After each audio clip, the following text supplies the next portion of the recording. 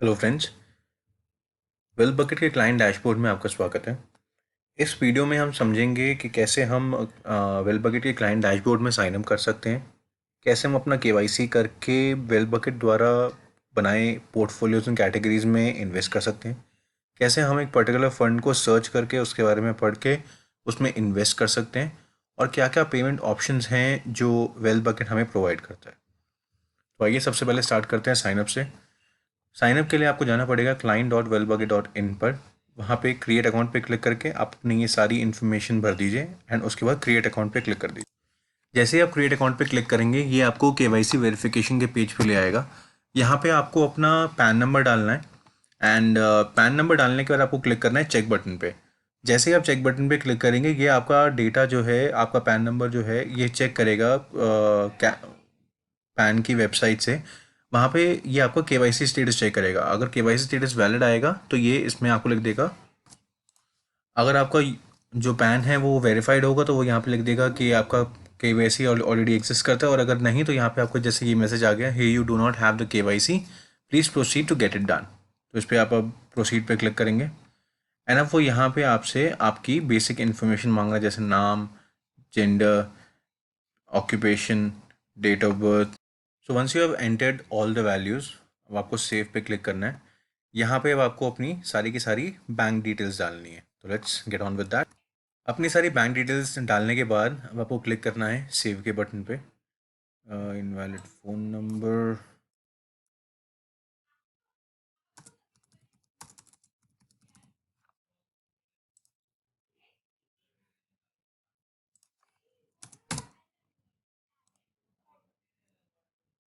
Okay, तो अब ये बैंक डिटेल्स वेरीफाई होने के बाद अब आपको अपनी पर्सनल डिटेल्स डालनी है, जैसे आपके फादर का नाम, मदर का नाम, मैरिटल स्टेटस, नॉमिनी। नॉमिनी यानी आप अपने बाद अगर गॉड फॉरबिड अगर आपको कुछ होता है तो ये जो आपकी जो भी इन्वेस्टमेंट्स हैं वो सब किसके पास जाएंगी।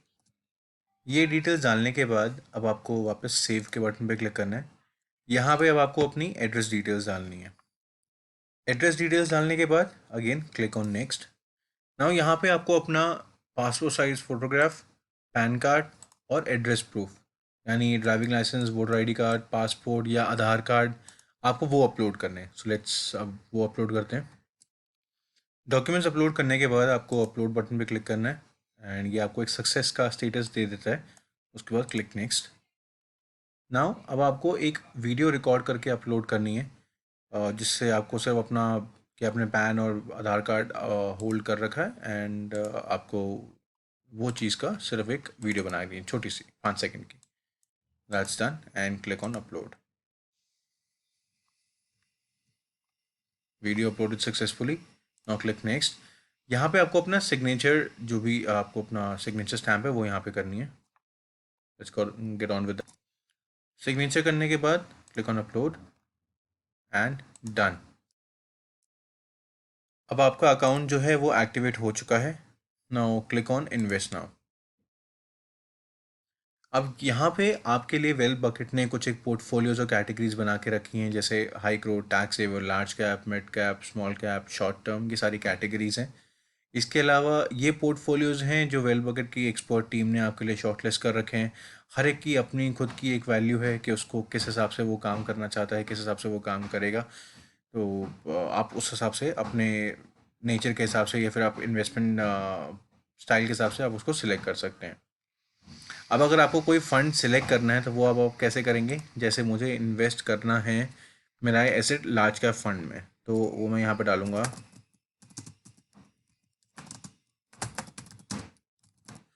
मेरा एसेट लार्ज कैप फंड। तो अब ये मेरा फ़ंड मेरा यहाँ पर आ गया, जिसका ग्राफ यहाँ पर है, उसकी डिटेल्स यहाँ पर हैं, क्या क्या होल्डिंग्स हैं उसकी, क्या क्या सेक्टर्स हैं उन सब की इन्फॉर्मेशन है। फ़ंड की जो भी डिस्क्रिप्शन है वो सारी यहाँ पर आ गई। ये है वेरिएशन इन दिस स्कीम, यानी मेरा एसेट लार्ज कैप फंड में और कौन कौन से फंड्स हैं जिसमें आप इन्वेस्ट कर सकते हैं। सो अब इन्वेस्ट करने के लिए I have two options, S I P and lump sum. तो उससे पहले मैं यहाँ पे क्लिक करूँगा इन्वेस्ट नाउ एंड अब मेरे ऊपर है कि मैं एस आई पी करना चाहता हूँ या लमसम। जैसे मैंने लमसम पे क्लिक किया तो अब इसकी मिनिमम अमाउंट है 5000, तो मैं इससे कम नहीं डाल सकता, मुझे इसके बराबर या इससे ऊपर डालनी पड़ेगी। ये डालने के बाद प्लेस ऑर्डर। ठीक है, अब हम एक SIP भी इसमें डाल देते हैं। मैंने SIP पे क्लिक किया। अब SIP की मिनिमम अमाउंट है 1000 रुपीज़। 1000 डाला। डे ऑफ सिप यानी किस डेट पे मैं चाहता हूँ कि मेरी SIP कटे हर महीने, उसको मैंने 12 सेलेक्ट कर लिया। एंड अब मेरे पास यहाँ पे दो ऑप्शंस हैं, add via net banking, add via manual upload. एक और ऑप्शन है जो भी बहुत जल्दी लाइव होने वाली है, वो है add mandate via net banking. उसके बारे में मैं आपको और डिटेल्स में बताऊंगा बाद में। तो अब कोई भी एक मेथड है जो मुझे सिलेक्ट करना है मैंडेट के लिए, जैसे मैं add bill via net banking करता हूँ एंड यहाँ पे क्लिक ऑन प्लेस ऑर्डर। यहाँ पे मेरे पास दो फंड्स आ गए, एक SIP और एक लमसम। नाउ अब मेरे को अपनी पेमेंट ऑप्शन सेलेक्ट करनी है कि मेरे को नेट बैंकिंग करनी है, मेरे को UPI करनी है, मेरे को NEFT करनी है, जो जिस भी पेमेंट मोड से मैं करना चाहता हूँ। नेट बैंकिंग से मैं क्लिक करूँगा तो ये मेरे को मेरे नेट बैंकिंग के जो मेरा बैंक मैंने एंटर किया था अपने प्रोफाइल में, उसकी बैंक पेज पे ले जाएगा, नेट बैंकिंग वाले पेज पे ले जाएगा, और वहाँ पे जाके मुझे इसकी पेमेंट करनी रहेगी। सब कुछ सिलेक्टेड होगा, सिर्फ आपको अपने नेट बैंकिंग के क्रेडेंशियल्स डालने हैं एंड आपको उसको पे करना है। UPI में मैं जो भी UPI ID डालूंगा, जो भी मैं ऐप की डालूंगा, चाहे फ़ोनपे, चाहे सैमसंग, चाहे गूगल पे, चाहे भीम, तो वो उसकी ऐप पे रिक्वेस्ट डाल देगा। आपको वो अपनी ऐप ओपन करनी है एंड वहाँ से उसको पे करना है।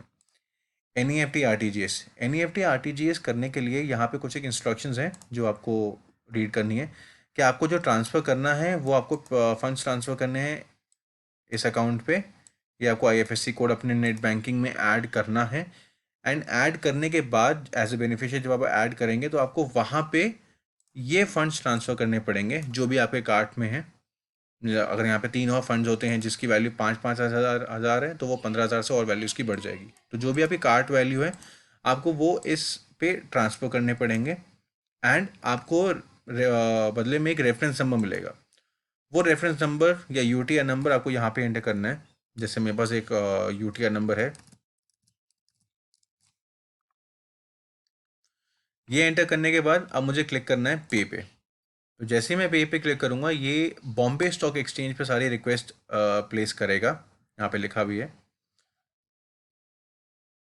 तो अब मेरे को यहाँ पे दिख रहा है कि मेरे दो ऑर्डर्स जो हैं वो पेंडिंग में आए हुए हैं। अब वो पेंडिंग में इसलिए हैं क्योंकि अभी ये ऑर्डर्स प्लेस हुए हैं एंड अब ये BSE या बॉम्बे स्टॉक एक्सचेंज इसको वेरीफाई करेगी कि मेरे ऑर्डर्स में कितनी ऑथेंटिसिटी है, क्या मैंने पेमेंट करी है या नहीं करी है। क्योंकि मैंने NEFT करी है तो NEFT को ये अपने बैंक से वेरीफाई करेंगे and with in 3 to 4 working days मेरे पास एक कंक्रीट आंसर आ जाता है। अब जैसे ही मेरा जो ये अवेटिंग है ये अप्रूव्ड हो जाएगा, तो पहले तो ये पेंडिंग से हट के अप्रूव्ड के सेक्शन में आ जाएगा एंड मेरे इन्वेस्टमेंट्स वाले कॉलम में मेरे को ये दो फंड्स दिखने शुरू हो जाएंगे। इसके अलावा ये आपका माई प्रोफाइल है, जहाँ पे आपने जो जो इन्फॉर्मेशन भरी है उस सब की सारी इन्फॉर्मेशन आपको यहाँ पे मिलेंगी। कोई पासवर्ड चेंज करना है, मैंडेट आपको अपना, जो अगर आप मैंडेट दूसरा वाला सिलेक्ट करते हैं मैनुअल अपलोड, तो वो यहाँ पर आता। बैंक डिटेल्स आपने जो डाली हैं, अगर आपको सेकेंडरी बैंक डिटेल्स डालनी तो वो आप यहाँ पे क्लिक करके आप ऐड कर सकते हैं, उसको प्राइमरी भी कर सकते हैं। ठीक है, इसके अलावा अगर आपको अपनी ट्रांजैक्शंस देखनी है तो वो आप यहाँ पे जाके पूरी देख सकते हैं। अगर आपको अपने फंड्स की एलोकेशन रिपोर्ट देखनी, डेब्ट में इन्वेस्ट किया है, इक्विटी में इन्वेस्ट किया है, ELSS में इन्वेस्ट किया है, तो सबकी इन्फॉर्मेशन यहाँ पे आ जाएगी। अब अगर आपको पर्टिकुलरली देखना है कि आपकी सिर्फ और सिर्फ आपने ELSS में कितना इन्वेस्ट किया है, तो अगेन उसकी इन्फॉर्मेशन यहाँ पर आएगी। एंड उसके अलावा अगर आपको देखना है कि आपकी टोटल SIPs कितनी है, जैसे अभी हमने दो ऑर्डर्स प्लेस किए, एक लमसम और एक SIP, तो यहाँ पे सिर्फ और सिर्फ वो SIP दिखाएगा।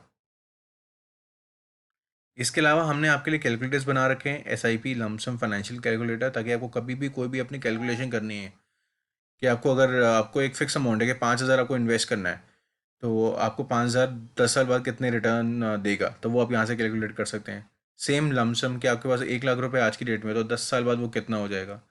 फाइनेंशियल कैलकुलेटर में आप ये सिलेक्ट कर सकते हैं कि आपको अगर 10 साल बाद आपको 10 लाख रुपए चाहिए, तो उसके हिसाब से आपको आज कितना पैसा इन्वेस्ट करना पड़ेगा।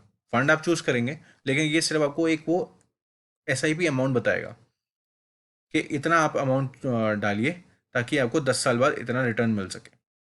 ठीक है, right. So that's all about well bucket client dashboard. Thank you. Hope आपको सारी ये वीडियो अच्छे से समझ आ गई हो। Thank you very much.